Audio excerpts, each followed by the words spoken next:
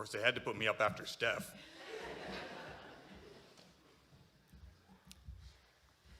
Dad was born to Peter and Anna Reimer on September 24, 1936, in a little white house that was just across the road.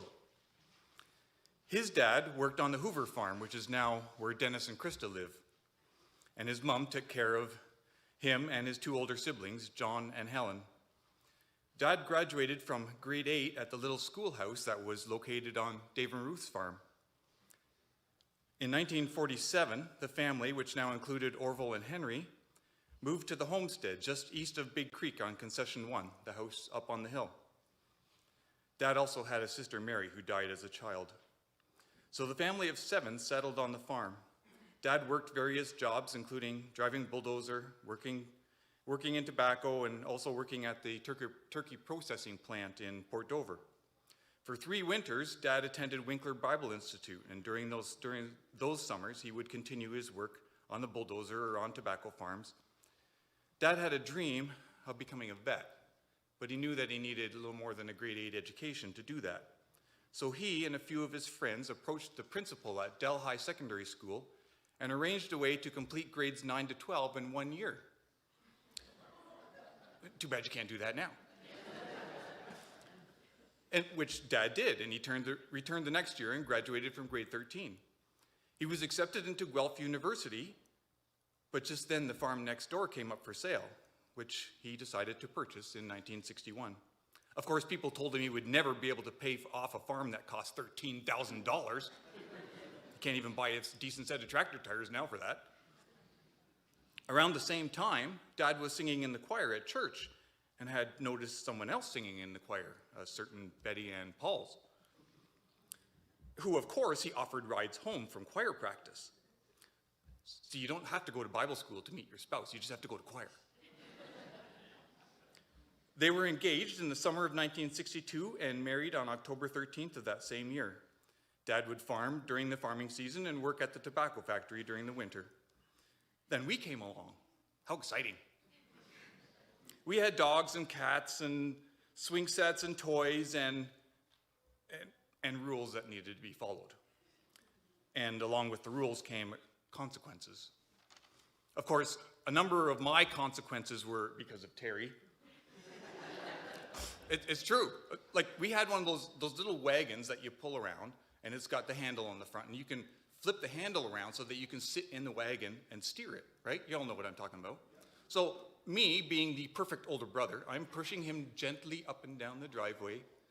Well, doesn't he decide to just crank it way over to one side, roll the wagon, and hurt himself, and somehow it's my fault that he's a terrible driver.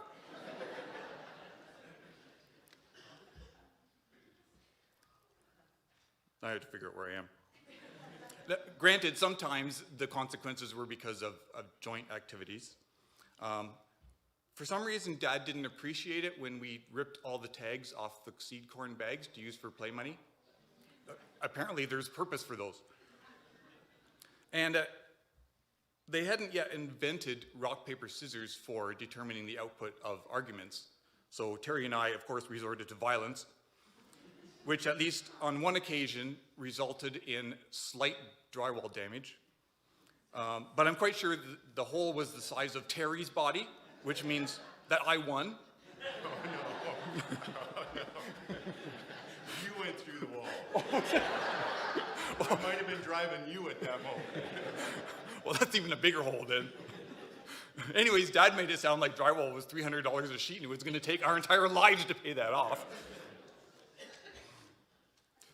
That was just a few instances that resulted in consequences. I think he ran out of consequences by the time Janine and Darlene came along, because they got away with everything. Well, maybe they were actually just less trouble. Doubtful. But honestly, there were far more good times than bad times. Once I remember Terry and I had just returned from camp, and there's this huge hole in the backyard. We're thinking, swimming pool, perfect. Well, I mean, we'd just been swimming at camp all week. But no, it was for a new house, which they built in 1975.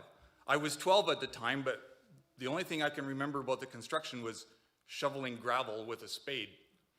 If you've ever done that, fingernails on a chalkboard.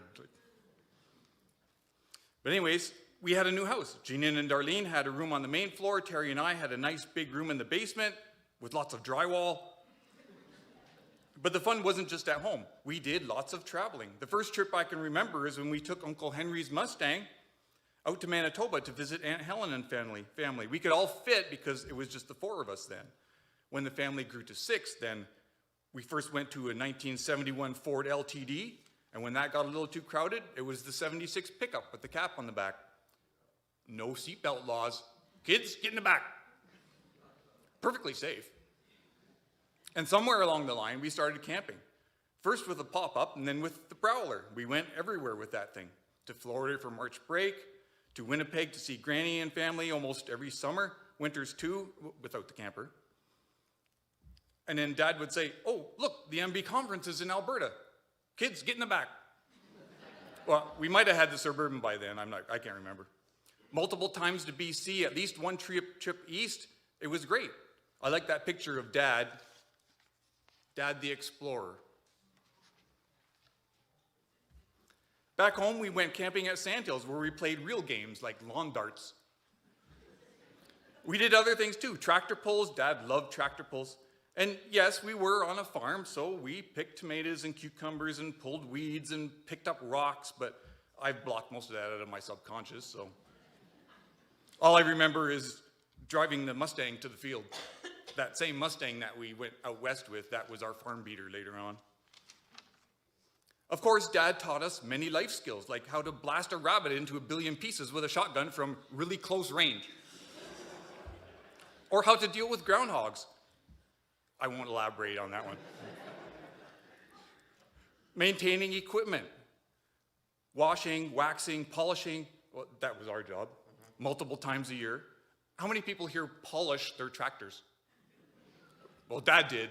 Well, we did. And fixing things. I don't think Dad really cared for this throwaway society that we have now. He would rather fix it or build it, including our houses. A lot of work in construction, in repair, in maintenance. If you needed a tile put in or a tile floor put down or a weed eater fixed, Dad was all over it. He just loved to fix things. And if there was any time left, he would be here, fixing the church. All the behind-the-scenes things, the plumbing, the door handles, the roof leaks. He spent countless hours here. This place might just fall apart now. He was also a church treasurer for 20 years.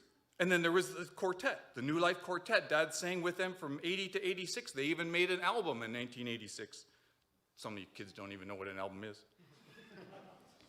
Until his voice just couldn't do it anymore.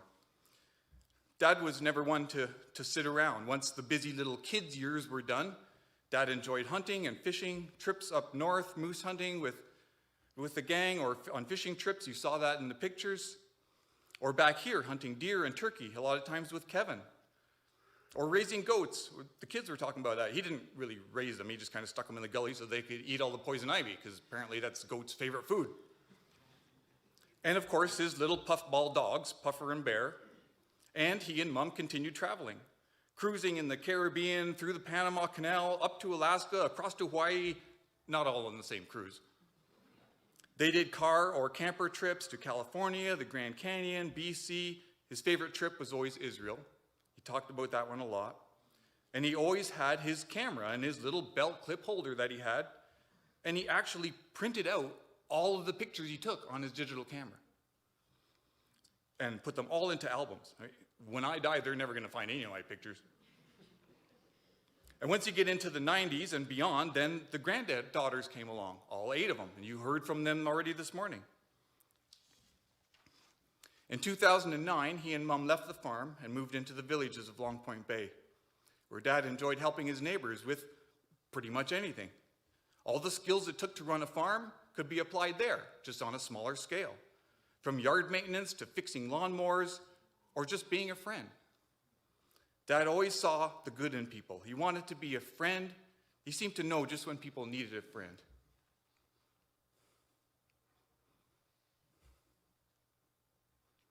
And lastly, but most importantly, Dad loved Jesus. He loved reading and studying his Bible. He loved teaching Sunday school. He knew that the most important thing in his life was to be saved. He knew that was true for him, and he wanted that for his family. He wanted that for his friends. He wanted that for all of you. He wanted all of you to be saved, because as of January 16th, 2023, Dad is now spending eternity with his Savior. And I know that someday he wants to see each and every one of us there.